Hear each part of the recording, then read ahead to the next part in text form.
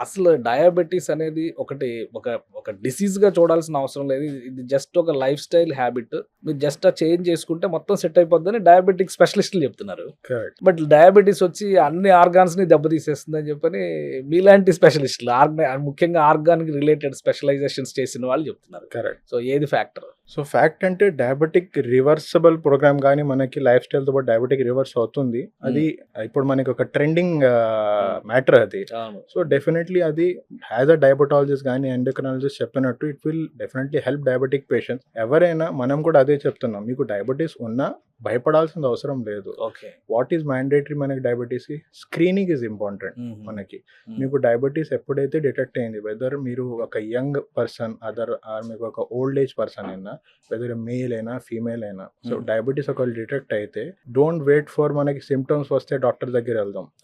ఓకేనా? Keep and make a note that diabetes ఉంటే go for regular screenings.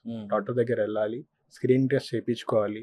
Weather it may be మనకి కన్నుకి సంబంధించి అయినా, కిడ్నీకి సంబంధించి అయినా స్క్రీనింగ్ చేయించుకుంటే మనకి ఒకవేళ అన్ఫార్చునేట్లీగా ఏదైనా మనకి ఎర్లీ చేంజెస్ స్టార్ట్ అయినా బయటపడతాయి.